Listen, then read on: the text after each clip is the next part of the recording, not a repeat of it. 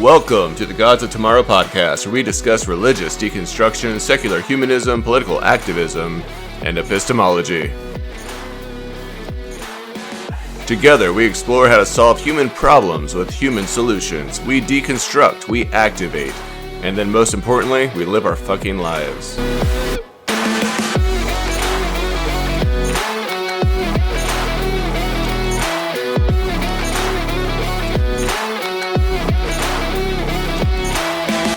I am your host, Josh Raw, and you are the Gods of Tomorrow. All right. Let's do this shit.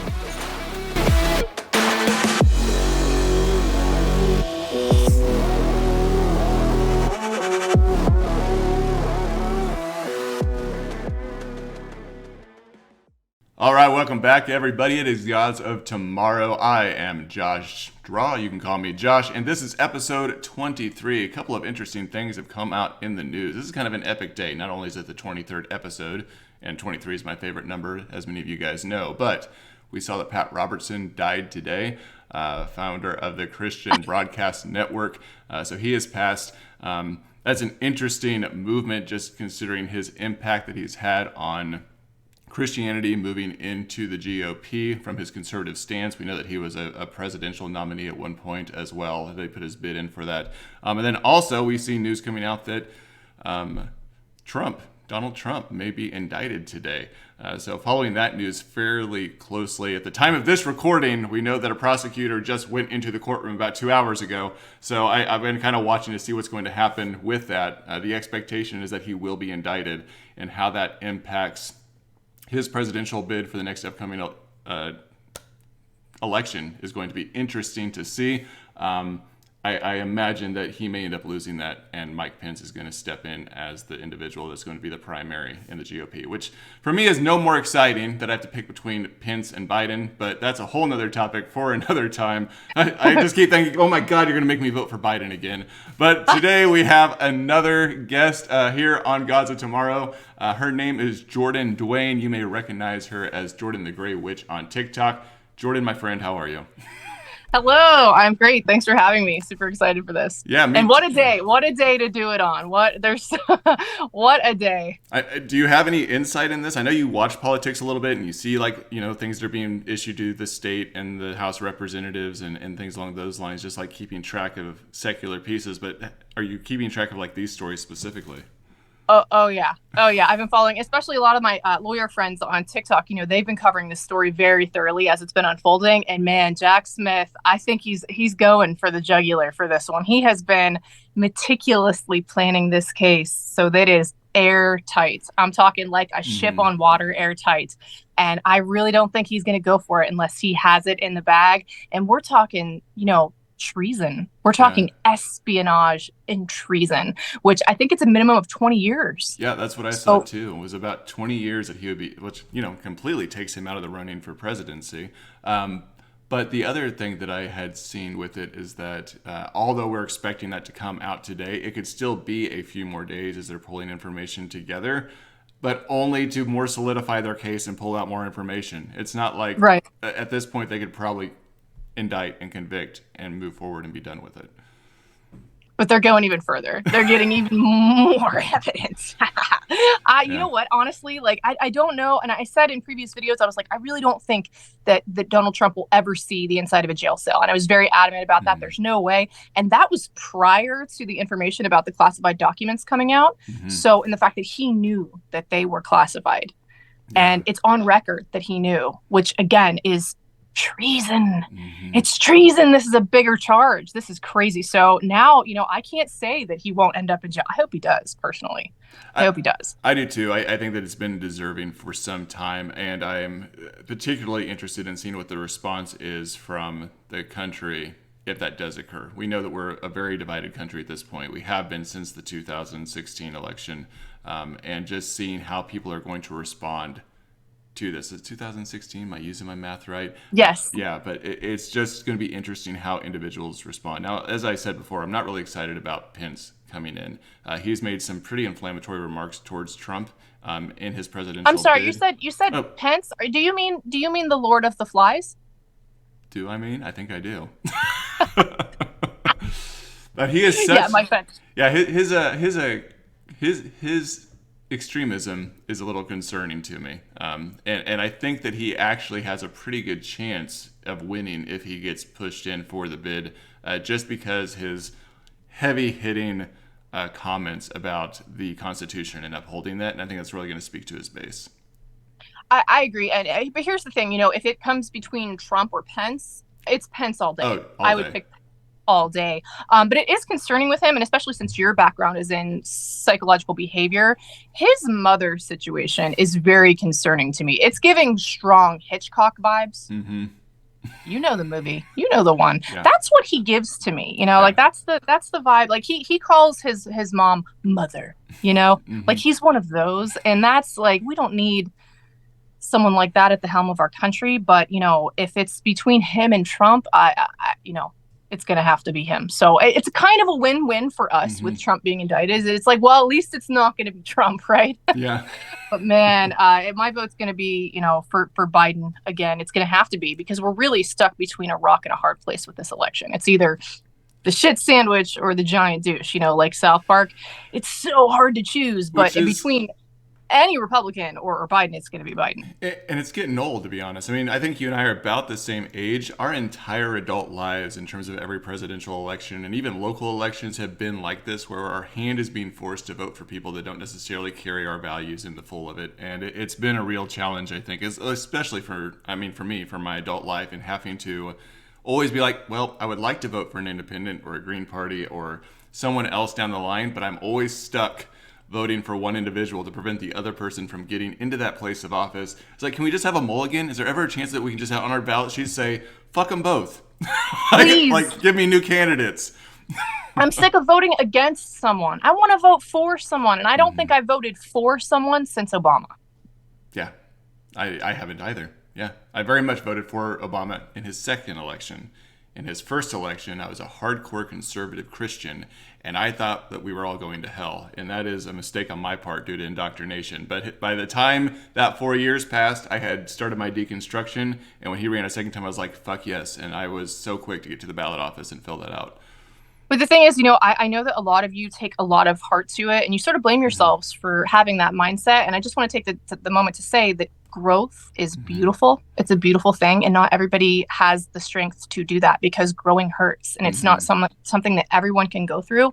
So it's admirable that you learn your mistakes, and you're moving forward. So I just want to take a moment to say that because I know that a lot of people feel that way about having voted for Trump and stuff like that prior to their deconstruction. There's a lot of people who feel that way. And hey, guys, give yourself grace. Forgive your past self for not knowing any better. Continue to learn, continue to grow, and continue to be better. So that's the best thing that you can do. And again, that's so admirable. So yeah, just wanted to. That's wonderful. I mean, it's a beautiful message, and I think it's interesting to see how our culture has pushed people, especially our political culture, has pushed people into the deconstruction movement. It has been something that has occurred in the last, I don't even want to, 12 years. I mean, repeatedly, where we've seen people being shoved into this deconstruction movement based on what's happening in the political realm.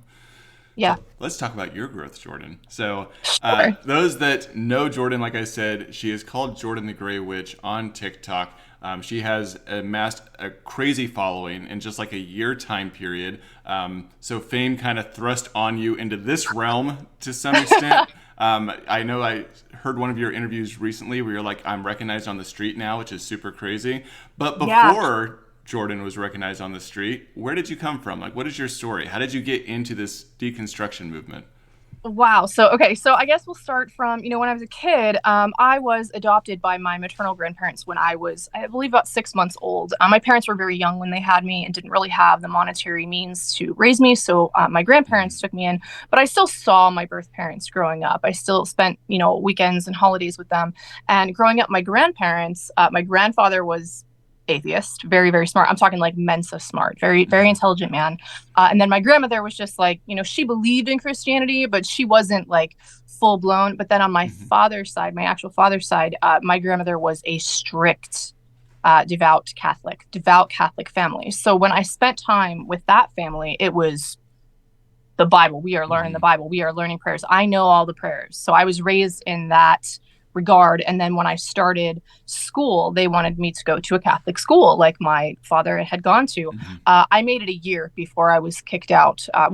Asked to leave nicely because I asked the nuns way too many questions, and they do not like children asking questions, especially when those children are female. I've heard you mention asking questions, and this is probably a hard question to ask, but I'm always wondering, what questions did you ask at 5 that they didn't like the answers to? Do you remember? I know that's a hard memory to pull. I remember specifically, it was very long ago. I'm 37 now, so or like over 30 years ago. But I do remember asking, they would talk about, God in the heavens. And my grandfather was very adamant about explaining to me the scientific method and physics and astronomy and all of the things that we understand to be factual due to the data that we've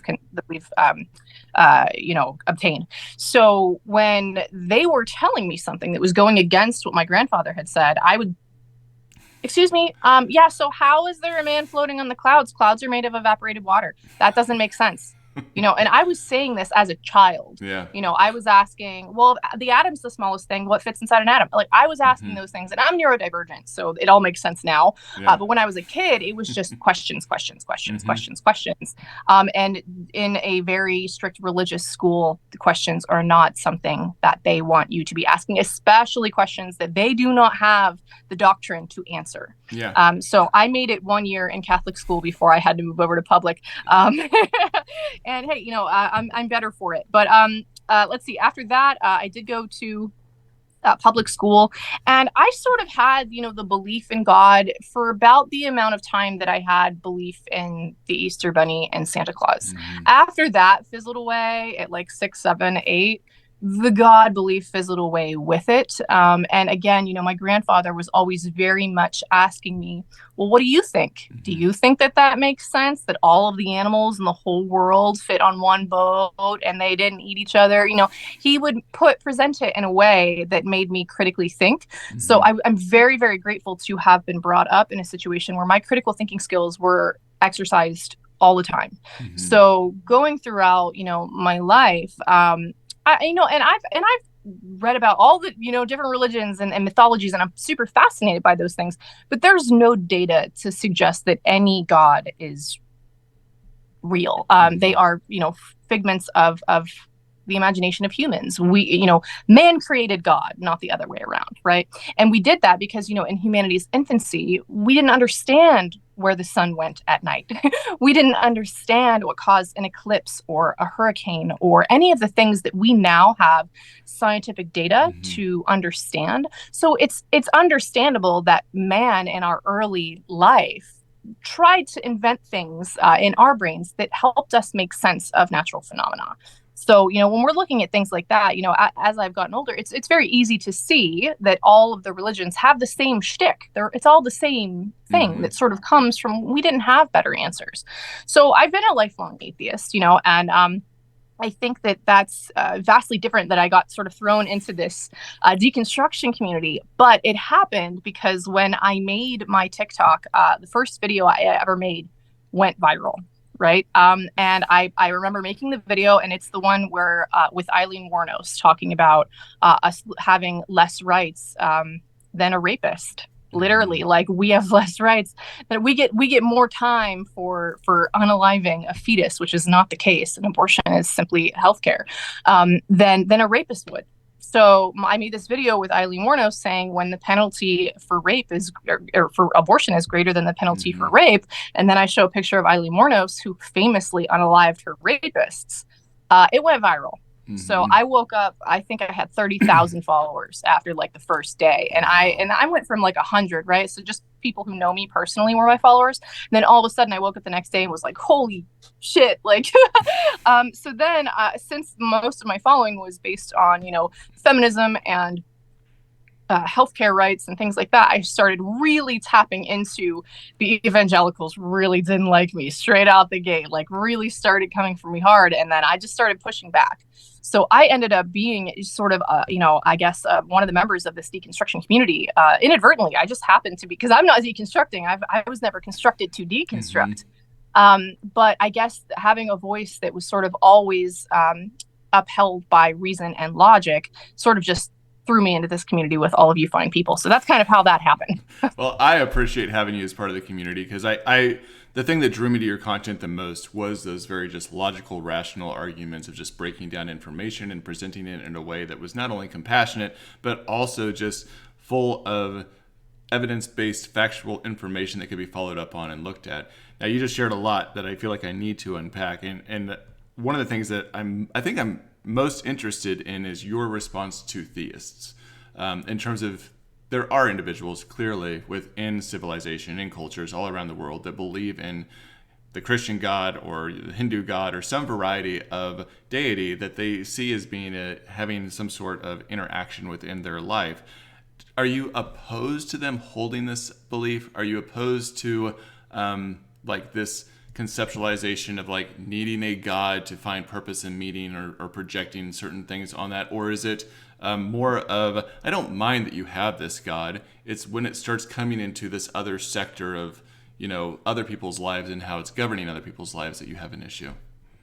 So I fully support people to have a religion and to believe in a deity or several deities. My problem lies when that belief in a deity is now affecting my life, when we are affecting legislation, when it becomes a problem for other people in our country to pursue their happiness and live freely. That's where my problem lies. So when it comes to secularity, we need to be a nation where everyone is free to practice whichever religion they choose, but that freedom of religion must also logically mean freedom from religion. How am I to practice my religion safely or lack thereof if I must practice yours legally? That doesn't make any fucking sense. Excuse me. Doesn't make any sense. You can curse on this show. That's fine.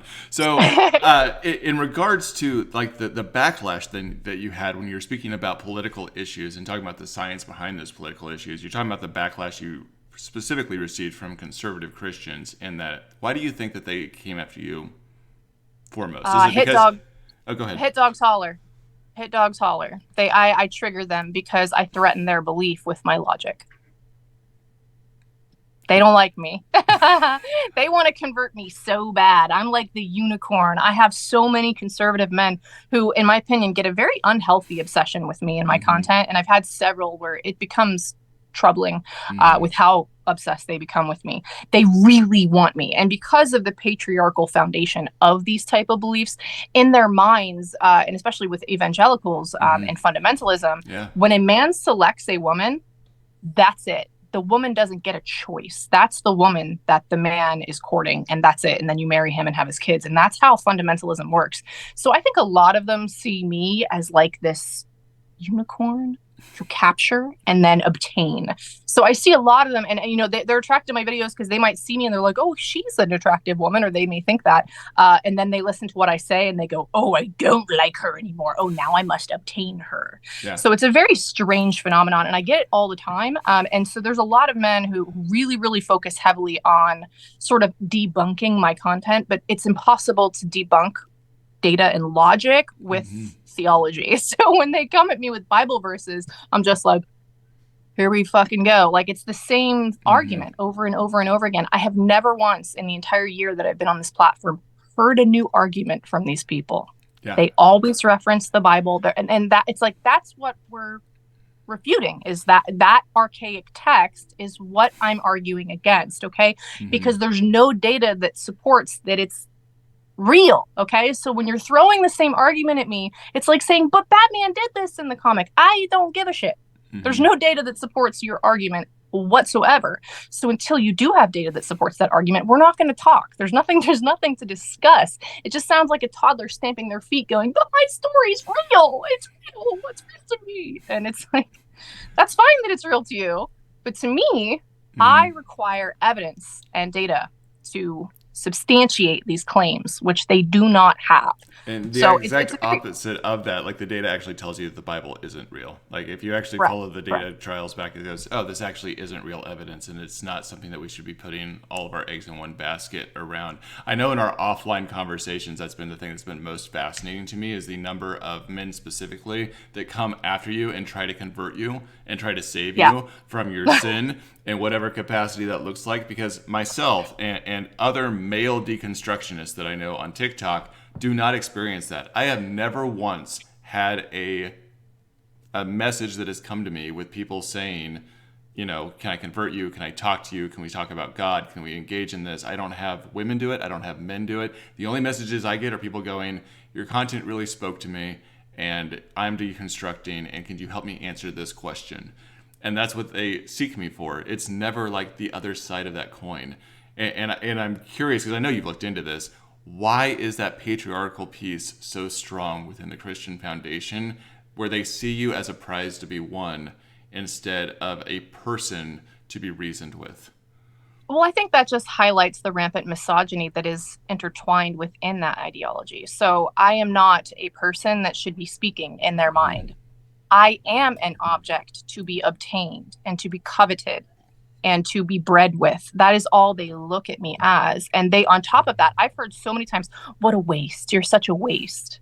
Because I'm essentially a pretty white woman that should be breeding and being obedient to a man. So they look at me as, that's so wasteful. And that is so weird to me. Like, I'm not a product. I am not a brood mare. I am a person. And I think that the external, like the visage, is what really throws them, because they assume. I heard someone say, this comment literally popped up the other day. You're too pretty to be saying this, is what they said to me. God. Like these things are mutually exclusive. Like, I can't be smart because you happen to find me attractive. It's the weirdest thing. And I get this all the time from evangelical men. And that just, I think it pisses them off even more, you know, because when they, go sorry, go ahead. I was just saying, when they completely encapsulate all of my value to just what I look like on the outside, you're missing so much of the value that I hold. And so when you are holding women to just an aesthetic standard, you're missing so much of what makes us who we are. And that's the problem, is that these women are beaten into submission, quite literally and metaphorically. But and that's the thing, is that they aren't used to a woman speaking intelligently and speaking against what they have been taught to believe, like to their core. So I think that's what really triggers them and really sets them off to sort of beat me down into the place that they believe I belong. Which for me is just blows my mind, because the amount that I have learned from women in my life and their expression of femininity is what makes me the man that I am. And if it wasn't for the process of listening to women and being guided by them and being able to see things from their point of view, I would be just a very one-dimensional individual and would be able to accomplish very little because of that. Do you ever feel pity for these guys? Do you ever recognize them as being, they're indoctrinated, like they can't get out of that space in their brain, like this has been just shoved into them so hard that they can't even understand what I'm saying or see my perspective, and it's impossible for them to see it? Absolutely. I would feel more pity for them if they weren't causing so much harm. But I do pity them as individuals, especially when individuals are coming at me and they become, I've had people that are so obsessed with me that they make videos. I have one guy that makes videos like dedicated to me, his whole page. His whole page. And it's so creepy. And you're just like, I feel so bad for him, because he doesn't understand the infatuation that is clearly entrenched in this motive to continue after one person specifically, like how unhealthy that is psychologically. But I do pity him, because I just think like he's so obsessed with obtaining me, with getting through to specifically me, that I just, it's sad, instead of finding a woman out there, or whomever he may, have a relationship with, in a healthy way, in a way that he can really make that connection and sort of open his mind up to a healthy connection, like you were saying. Instead, he's just online obsessively making content to this person that he's never met in person, which is so very strange to me, and I do feel pity for them. Yeah, it's bizarre to me. Like as a white cis, heterosexual male, like it's so hard for me to even process the level of whatever it is it takes you to get to that point to be that type of person, just shape you in that way. I do like how you're identifying those that as individuals you pity them, but as a collective it's harmful. And that's something that I've heard repeatedly from individuals in the deconstruction community that are trying to help individuals think more critically and to use rational inquiry and looking at theology, specifically Christian theology, and things that are supporting Christofascism here in the United States. Is if you come to me as an individual and you want to sit down and have a conversation, it's a very compassionate, engaging, understanding, one-on-one, back and forth. But when you're coming at me as a group and talking about it, I oftentimes respond to you in full, because as a collective, you're causing harm to individuals, to underprivileged, represented communities that don't deserve that type of hate coming from you. Exactly. And that's the thing is, that's why I continue to make the content that I make, despite that not being my intention. My intention with my platform was always to empower women, to educate, to stimulate critical thought, and to fight for our rights. We deserve to live in a secular nation where we are not imprisoned by one specific ideology. And that's where we are headed, towards a Christo-fascist hellscape. And, and also I'm a member of the LGBTQ community. And on top of that, it is the most dangerous time in our country for these people. They just issued a national warning for LGBTQ people in America. Like that is heart wrenching and heartbreaking. And this type of ideology and behavior specifically affects people of color. Specifically, trans women of color are the ones that are losing their literal lives to this type of hateful rhetoric that these ideologies breed en masse. So it's something that I feel very strongly about speaking against, to help this community that I'm a part of, but also, to wake people up, to get women to understand that they have value. That they aren't just wives and brood mares, that they are people that deserve to have their voices heard. So that's kind of always been the intent of my videos, and I've amassed this platform now that's just, it's like riding a wave in an ocean every day. Like, you don't know what's gonna come and who's gonna come for you, or you're gonna get a new stalker, or what's gonna happen. But the thing is that I get so many messages every single day thanking me and telling me that I've helped people, that I will never stop. Until those messages stop, I'm not going to stop, because it's so wonderful to be sort of in this position where people are looking up to me for guidance, and that I'm genuinely helping them with their anxiety, especially when it comes to their hell anxiety that has been so indoctrinated into them. So yeah, helping people and standing up for what I know is right is kind of my sole purpose now. Yeah, I absolutely love that. And I don't want to get into an entire strategic plan of how you're going to move with this, because I recognize that it has come on very fast. And just like you said, now you have this following, your voice and your message are being heard. There's definitely some very specific values and things that you're trying to uplift. But it's like, how do you make the best impact with that? How do you utilize that platform, to bring on the right people, to generate the right type of political movement, social movement, cultural movement, to really have these things be more than just, the individuals that you're touching, but make more of those macro changes? I would say, I would love to say that I have a plan to navigate this, but I've essentially been thrust onto a sailboat and I didn't know how to sail. So I'm kind of just winging it at this point. But like I said, my goal has always been to help people, to uplift women. I want women to be stronger. I don't want women to go through what I went through in my life because I didn't value myself. So I learned the hard way. I went through a very grueling learning process where I had to understand that I was making the wrong choices and trying to get validated by the wrong people. And I see women in that place where I was, and I can see it.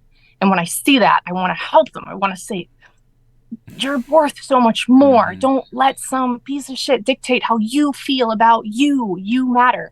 And that's kind of where I will always be, I think. And man, it's been a really cool experience, I have to say, having this platform, because like I said, it's just I celebrated my year anniversary on TikTok just a couple weeks ago, and it's changed my life, completely.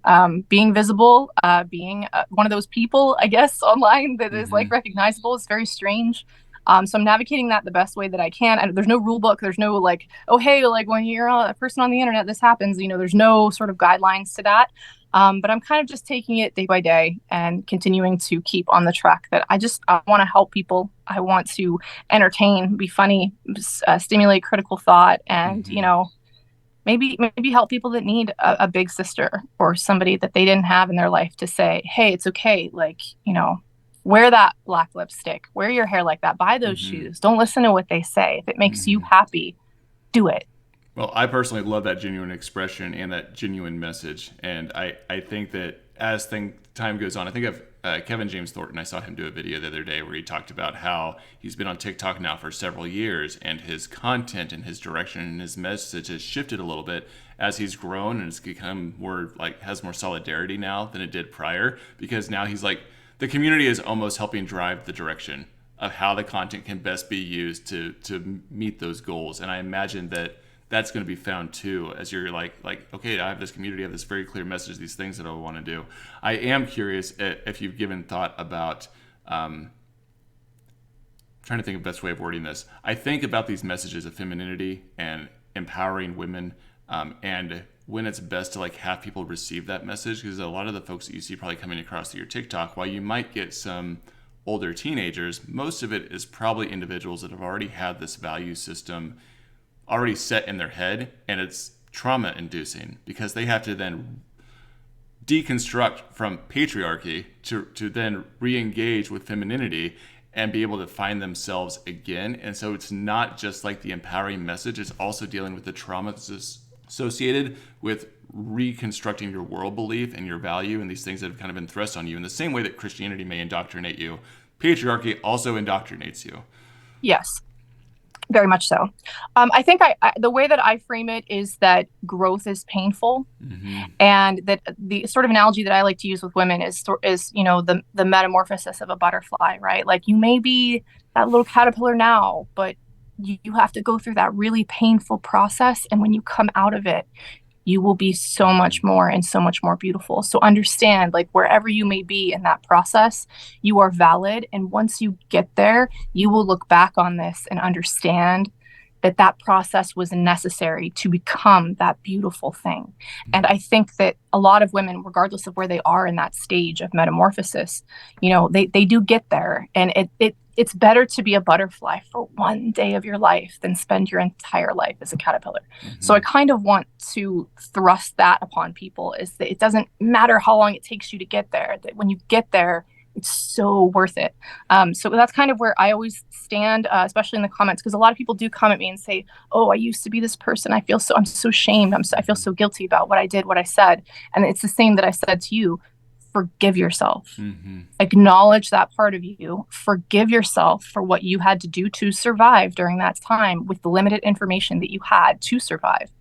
And appreciate your growth, appreciate your journey, and understand that that growth is beautiful, regardless of how long it takes. So you'll get there. And that's kind of the approach that I take with it, just because I want all the butterflies. I want all the women who love themselves and can fly away from a dangerous situation when they need to. They're not stuck. And that's why I sort of gun for that with my content as much as I can, to build them up and to protect them. And that's kind of my goal now. Yeah, I absolutely love that message. I'm all about it's your life and it's your journey, and recognizing that life in of itself is a journey, and it's ongoing, and it's always constantly changing, and there's always a metamorphosis that's taking place in one way, shape, or form. It's about forgiveness. There's going to be uncertainty. There's going to be doubt. You have to engage in self-reflection, and you just have to maintain an open mind about what's coming next, and kind of step into that next realm of your life again and again and again, day after day, and allow yourself or give yourself permission to change with forgiveness for what you may not have known yesterday. And it's a challenge. I think that too often we as individuals get this idea that there's a perfect life, and that there's a sense of happiness that's going to be ongoing, and you're always going to be happy. And if you can just find that one perfect space in your life, then there's just going to be happiness every single day. And life is a constant balance of suffering and happiness. And it's in recognizing that and being responsive to it, I think that brings that sense of peace, that even in your suffering you have peace, or even in your happiness you have peace. It's really about contentness, I think. And I think too often we don't accept being content as a state of achievability. With where we are, specifically. Yeah, the contentness with where we are on our path. I think a lot of people look at happiness as a destination, like that's somewhere I have to get get happy. And when you realize that the path of life is a journey of happiness that has its up and downs, and you're not trying to get to a specific destination, you're just enjoying the path, because you don't know when the path ends. Nobody does. And Yeah. so my message has always been just please enjoy your life, live your life, be happy, stop living under the thumb of what other people think that you should do or you should be. Hmm. And I want everybody to be happy. I think if more people actually celebrated who they were instead of trying to shove themselves into boxes, we wouldn't have the problems that we have. If we had children that were, you know, raised with love and care and compassion and empathy, we wouldn't have all of these incels and school shooters and things like that. That our society that is coming down on these people and making women have children that they don't have the resources to raise is what causes these people to grow. Hmm. Freakonomics explains that to us from the 90s. Yeah. We understand that, we have the data that supports this. So if we actually treated women with compassion and allowed them autonomy over their bodies and lives, we wouldn't be having all these unwanted children that are thrust into systems Hmm. that abuse them and create literal serial killers. Yeah. That's how they form. So that's why I want to push back and just try and help this world be a better future, so we have a world for our future. Isn't it fascinating that instead of us, with all the science and the research that we have, we know it creates these unhealthy, toxic environments. And instead of building a new way of forming society, we just try to push people into the systems that we know aren't working. It's just shocking to me that we're just like, well, it's not working, but you need to abide by these rules because it's the way that it's always been. So just do this fucking thing. And we just constantly push that. I had a guy the other day on one of my videos tell me that capitalism was the only way and the best way and the way that things needed to be done.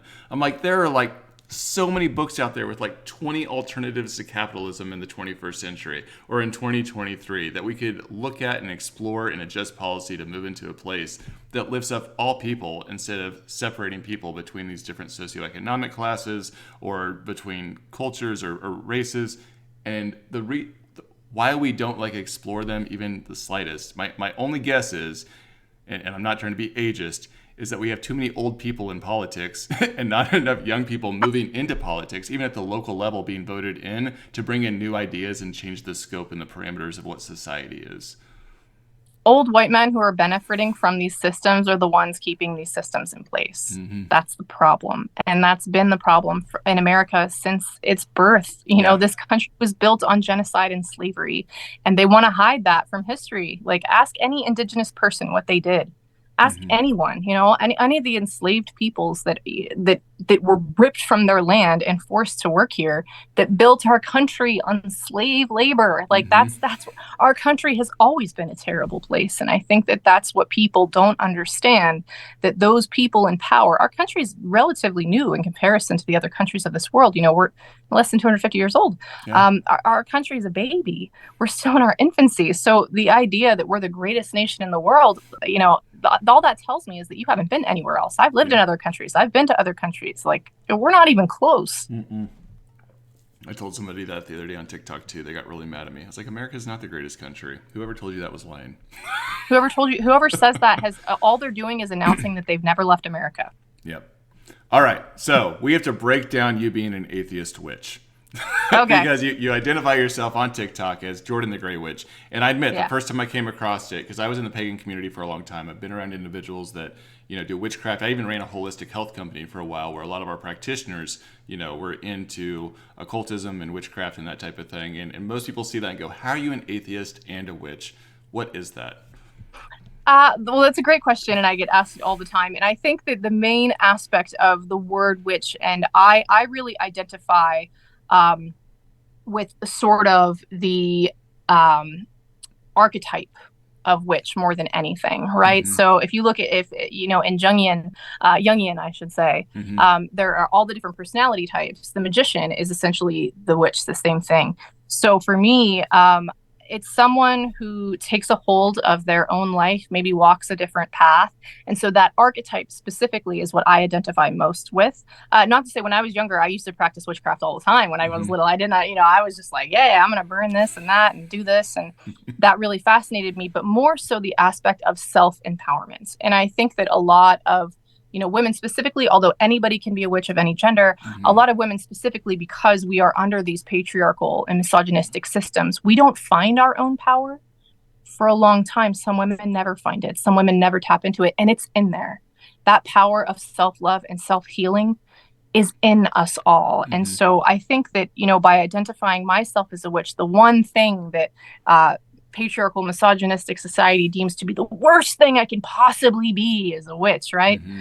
I self identify as a witch for that reason, to make people think, to let them understand that we're not all old and ugly and evil the Mm-hmm. way that media has portrayed us, that witches all throughout time and history have just been women and people who have walked a Mm-hmm. different path, who have healed themselves with herbs, have studied spirituality, who have been one with nature and have lived happier, healthy lives outside of the constraints of these religious ideologies. So, a lot of witches are maybe pagan, may believe in a deity or several deities, but not all of us do. And our practices, in my practice, it's basically just spicy psychology, and self-healing. And I like weird stuff, as you can see. So I collect oddities and taxidermy. So there's all kinds of stuff here. I get loads of gifts from people I've always identified as a Mm-hmm. witch. So there's lots of witch stuff around here, which I love. I love that. And I think that people do confuse that. They think that, well, if you're a witch, you must believe in gods and demons. And that's not the case at all. I believe in self empowerment. I believe in self healing. And I believe that we have the power to do that within all of us. All of us have that power. So I also, people ask, well, what's a gray witch mean to you? Well, I've got a ton of gray hair. I don't know if you can see it. I've got loads of gray hair. So that's the gray. And I can only assume that I'm going to get grayer as I keep aging. I hope I turn all gray Mm-hmm. one day. I hope I live long enough to see that. I really do. And sort of the idea that society has dubbed us as less valuable as we age, I want to fight that. I'm visibly aging. You can see that I'm aging. I have wrinkles and I have gray hair, and I want to show young women that that can still be beautiful and that can Mm-hmm. still be powerful, and that they do not lose power as they age. In fact, it's the opposite. We get stronger, which is why patriarchy tells us that we lose power as we age, which is why they try to devalue us, because statistically, women hit their peak in their mid 30s for their sexual drive. Mm-hmm. Women hit their peak in their 40s and 50s when they become who they are unapologetically.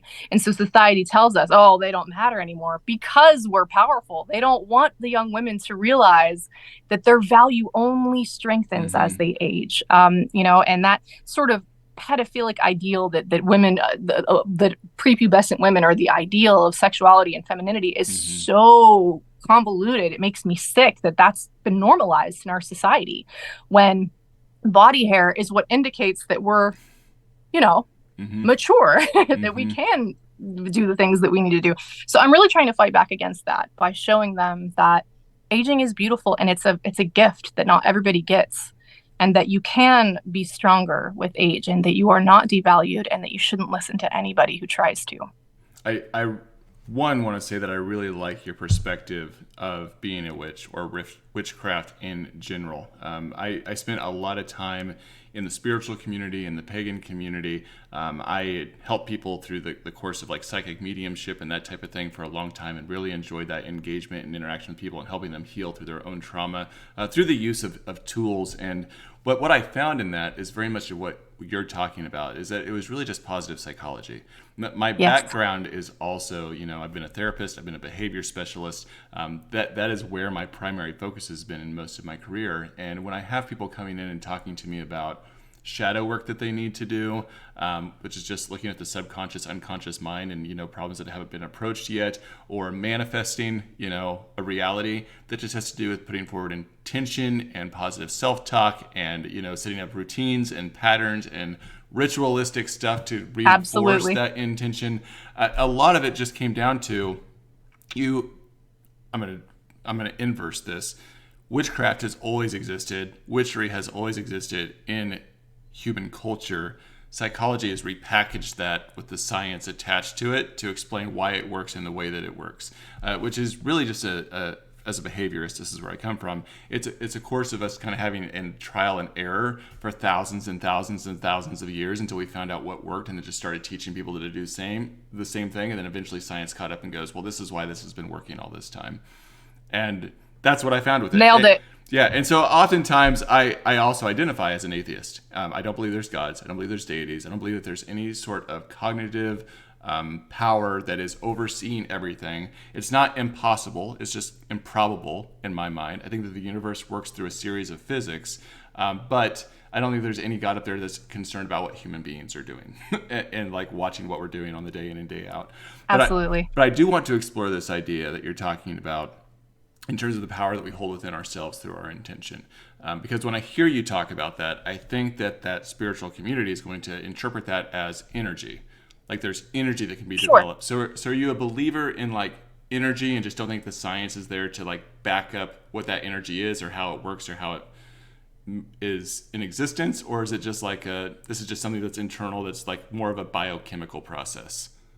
So I would say that there is definitely the possibility that our science is not caught up to all of sort of the psychic phenomena that we experience in regards to that energy, right? Yeah. Do I think that we may one day have science that will back up sort of the magic that people experience? Absolutely. We may not be there quite yet. I'm not arrogant enough to say, well, we know everything. Of course we don't. No, we're young in our infancy as human Homo sapiens too.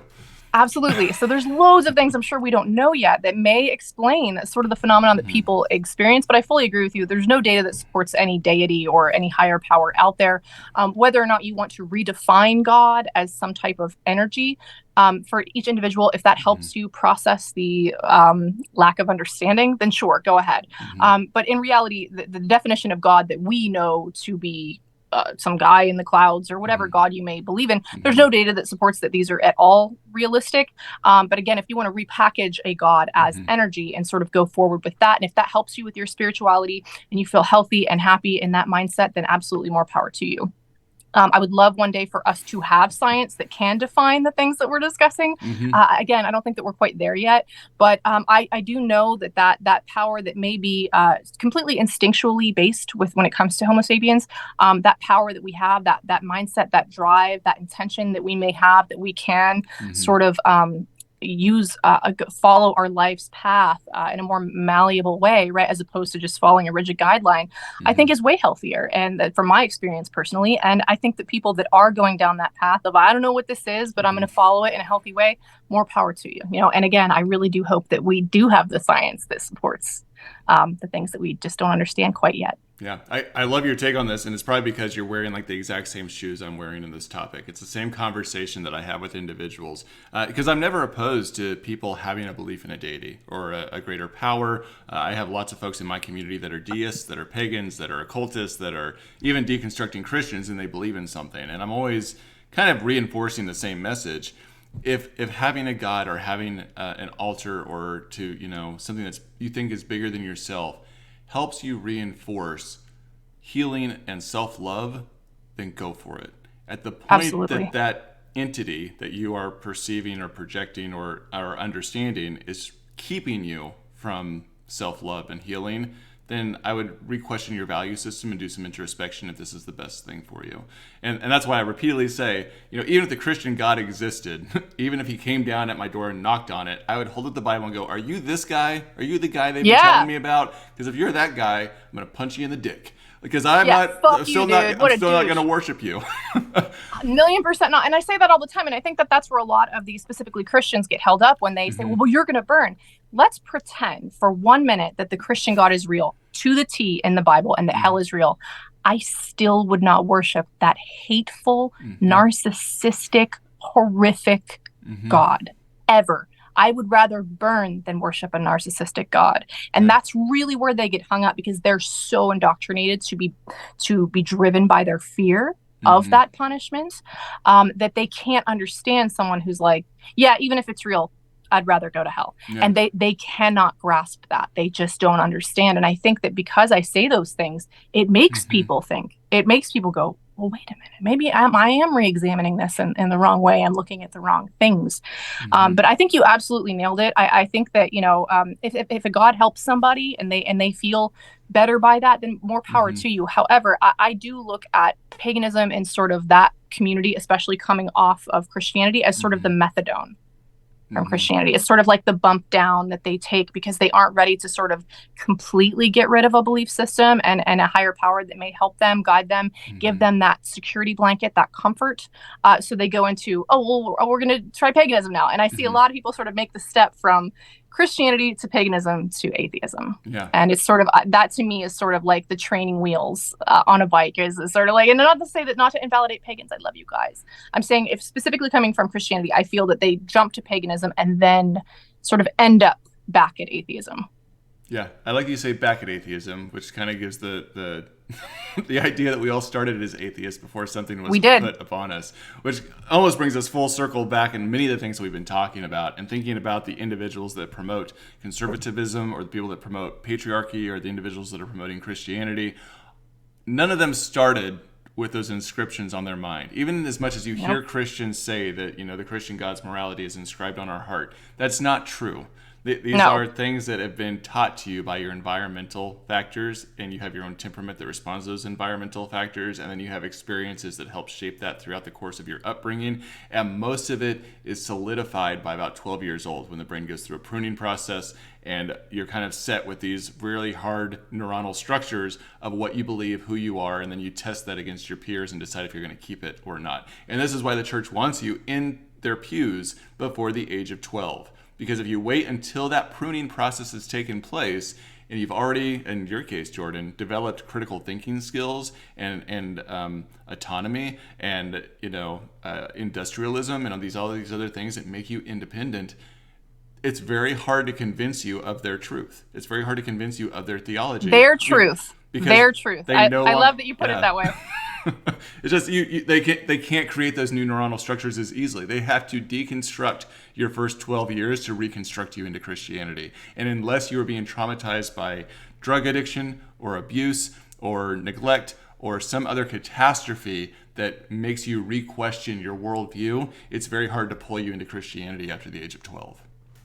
Right. Well, right. That's the thing. And that's why, I remember asking when I was younger, well, why do you make young kids go to church? I don't understand. Why are you sending a 5-year-old? They don't know what's going on. Yeah. And I remember specifically one of the nuns saying, you have to plant the seed. Mm-hmm.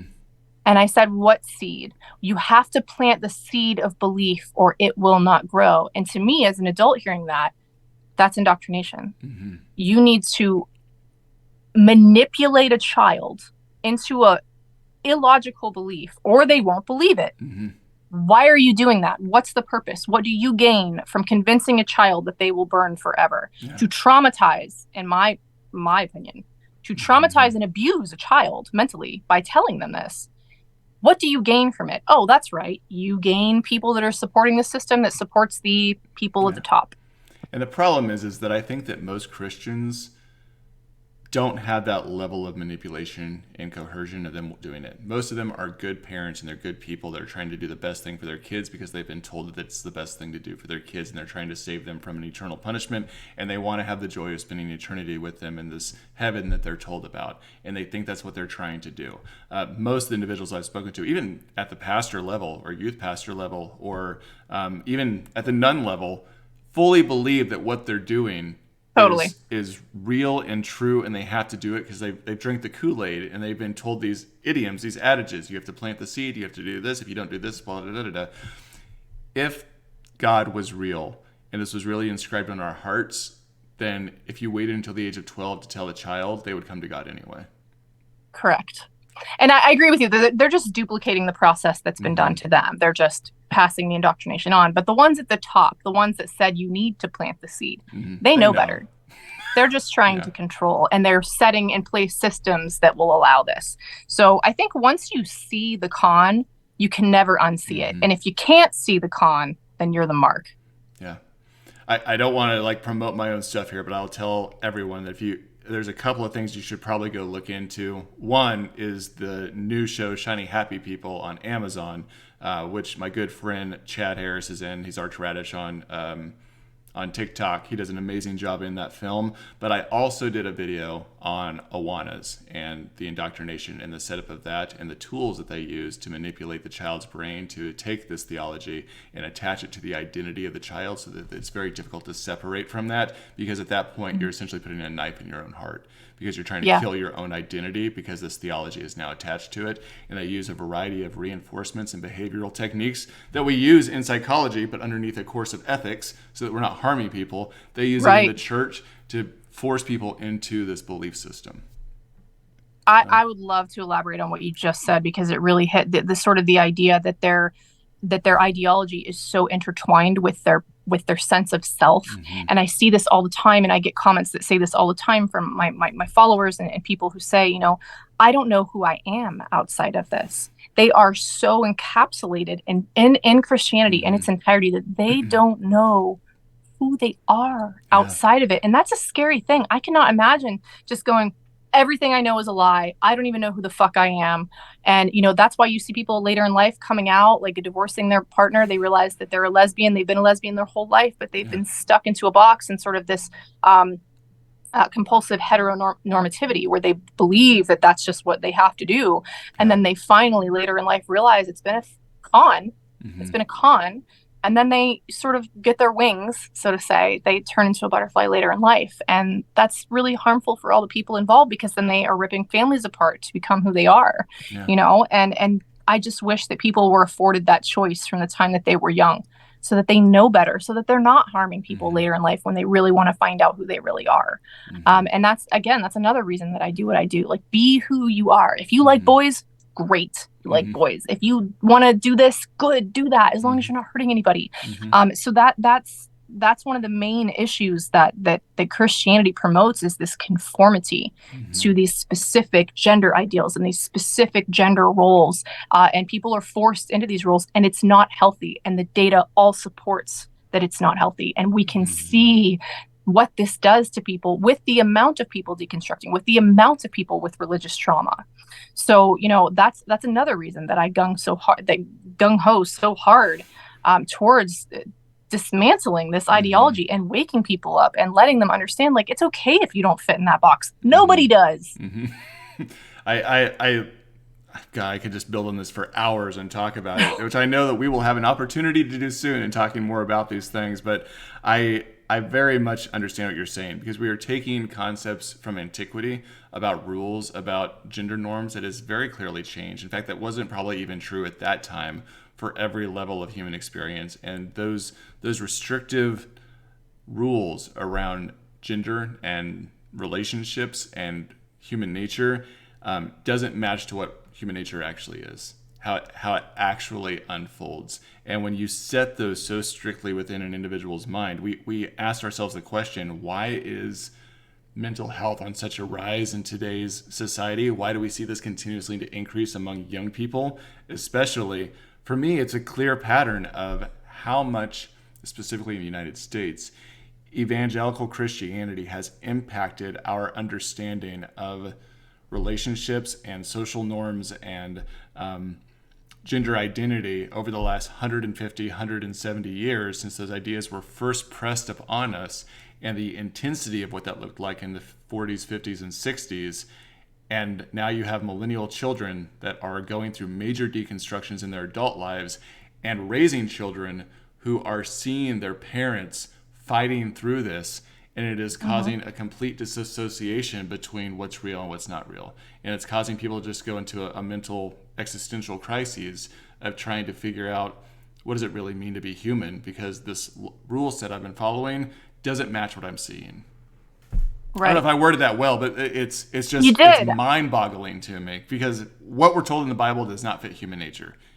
I think this is the first time in history that humans are being afforded the ability to question, what does it mean to be human? We have the data that supports our evolution on this planet. We're understanding more about the human brain than we ever have before. And this is really a first time. I mean, we're in a revolutionary period here where we aren't all being forced. These children, so if we look at Gen Z and Gen Alpha, they aren't being forced under the umbrella of this patriarchal ideology, and they are actually afforded the ability to explore who they are. You know what we're seeing? Authenticity. We're seeing authenticity out of our children. It's beautiful. It's so wonderful. I can't wait for Gen Alpha to grow up. They are going to dismantle this system and birth a phoenix from its ashes, or so I hope. And that's why I'm here. I want to help. I want to help fucking spread those wings. I want them to learn and grow and be powerful and be in who they are, regardless of who that may be.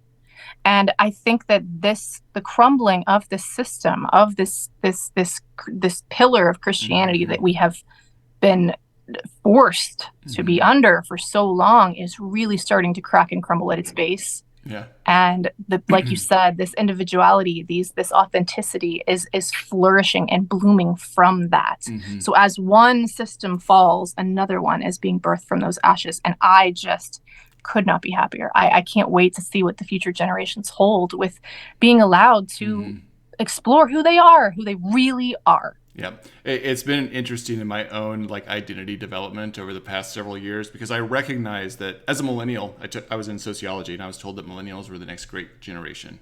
We were supposed to set the next norm for future generations to help society evolve and grow in some way. And because of the way that our society specifically is set up in the United States, that didn't really come to fruition, because we have had not even Gen X, but baby boomers and our silent generation be in positions of power at every institutional level to maintain a set of rules that has prevented millennials from really moving in and changing those norms. And so it's become more of a recognition to me that we can't specifically change the norms and we can't break down the system, but I can lay the road for the generations after me to walk right up there with the hammers and knock it down. And so I see a lot of what I do in terms of this initiative, the things I do on TikTok, talking about deconstruction, helping people heal, is I'm laying the road. I'm laying the path for my Gen Zers, my Gen Xers, my Gen Alphas, sorry, not Gen Xers, Gen Zers, Gen Alphas, Gen Betas to walk up and knock down that system, because I wasn't given the opportunity to do it prior. I fully agree. I look at millennials. I'm a millennial myself. So I look at millennials as the stepping stone. We were supposed to be on the other side of the river, but we are now the stepping stone, because I will help them cross. I will help them get there. They can stand on my back. I'll give you a leg up. I will be here and help you and tell you where not to jump in the river. We're there because we experienced it. So we are helping them flourish and reach their potential. And that's my job now. Yeah. Yep, that's my life purpose. It's my life purpose too, Jordan. All right, we have hit an hour mark. It has been such a pleasure talking to you. Let people know where they can find you. How do they connect with you? Awesome. So yes, you can find me on TikTok at Jordan the Grey Witch, and I do have an Instagram as well, but no other socials. And you can check out my website, which is patriarchy.com. All right. Thank you so much for hanging out with us. And thanks everybody else for joining us in this conversation. I hope that you have enjoyed the conversation. For now, just get out of here, go out there, live your best life. As always, try to be the best version of yourself. Do something that your future self is going to thank you for, because you took that effort today. And as always, do what the fuck you will.